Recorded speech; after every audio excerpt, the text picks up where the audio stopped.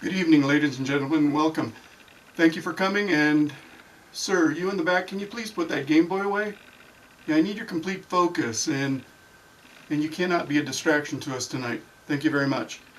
In any event, we're here to discuss the pending toilet paper apocalypse that's upon us. We know that there's a toilet paper shortage. We want to be able to get through it. Now, I have developed a plan in order to get us to the end of the tunnel there, so to speak. In any event, it's a two-tiered plan. The plan is to identify the bodily function that you will be performing, and secondly, to ration the amount of toilet paper that you will need. Now, we have developed the personal information scanning system. The personal information scanning system will identify the bodily function that you will be performing in the bathroom.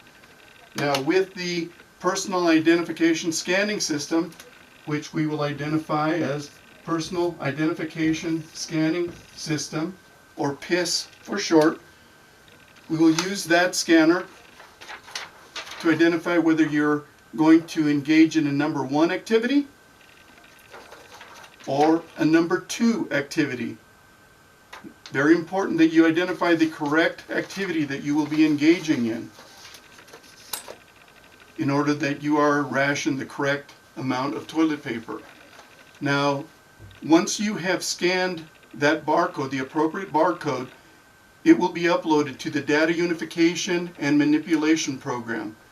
The Data Unification and Manipulation Program will process the information that you have uploaded to it, and it will generate a report which will indicate not only the ration of toilet paper that you will be permitted, but it will also identify to you, the user, the proper method of how to use that piece of toilet paper. Now, the Data Unification and Manipulation Program, or DUMP system for short, is a very important part of this program. It will not only identify the ration and the method that you are to use that ration piece of toilet paper, but it will also track your usage and identify any abuses, and it will allow me to take necessary corrective action to ensure that we are able to get to the end of the tunnel, or to the holy place, so to speak, in a good time. In any event, I will be locking all toilet paper in a self-contained unit to which I will be the only one with access. That toilet paper will be distributed upon examination by the dump system based on 2 criteria. The criteria being gender and also the bodily function that you will be performing in the restroom.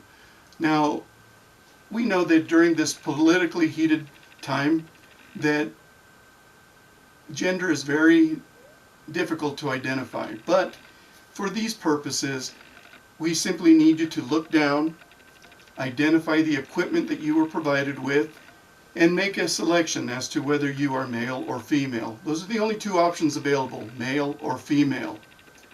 Secondly, the bodily function that you will determine prior to using the PISS system is based on the primal activity that you will be engaged. Now, that primal activity is the primal activity that you will be performing on the toilet itself. We know that there are many exotic functions that you can perform in the restroom, but we are only focused on those 2 primal functions, a number 1 or a number 2. Now, aside from that, we will be rationing the toilet paper in this method. If you scan event code or action code number 1 and you are female, you will be allotted half a sheet of toilet paper. The dump system will process the information and will instruct you on the proper use of the half sheet of toilet paper. It will instruct you to wipe from the front to the back in a swift motion and to dispense of that item either in the toilet or in an appropriate wastebasket. If you are a male and you scan activity code number 1, you will not be allowed or allotted any toilet paper. You will be instructed by the dump system to perform the double tap method in order to evacuate any remaining bodily secretions. Remember, if you are male and you scan the activity code number 1, you will be instructed by the dump system to perform a double tap method. If you are either male or female and you select activity code number 2, you will be allotted 1 whole square of toilet paper. The dump system will process that information and give you complete instructions on how to perform that. Now, it will generate what we call the waste item permanent evacuation method, or the waste item permanent evacuation technique, which you will perform. In order to complete that, you will take the single sheet of toilet paper that you have been rationed and you will fold that into 4 pieces. You will fold it in half first, and then you will fold it in half once again to form a smaller square similar to this. The square will be turned so it's diagonal in this fashion, and you will rip off the top corner where all of the pieces meet. You will save that corner because it becomes an integral part of the waste item permanent evacuation method. That method, waste item permanent evacuation, can be acronymed as the WIPE system.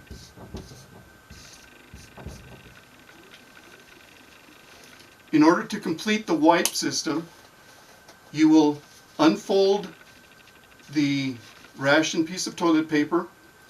You will insert the middle finger through the hole in the toilet paper, and in one raking motion, you will wipe from the front to the rear with the finger, and then you will use the toilet paper to wipe away the fecal matter from the finger itself. You will take that piece of toilet paper and you will dispense of it into the toilet or into a proper waste container. Now, the most important part of that was that corner piece, because with it you will be able to clean the fingernail. Very important that you clean the fingernail, and you will take that piece and you will throw that into the correct disposal area. Now, any questions out there? No questions at all? Now, in order for us to get through this toilet paper apocalypse that's upon us, we need to implement all of these systems. We need to utilize the PIS system. We need to ensure that that data that's collected in the PIS system is properly uploaded to the dump system. And the most important part is the WIPE method, which I have demonstrated. If we properly execute each of these methods, we will get through this with no problems. I thank you for your time, and what was that? Thank you very much. All right, I thank you for your time, and you guys have a good night.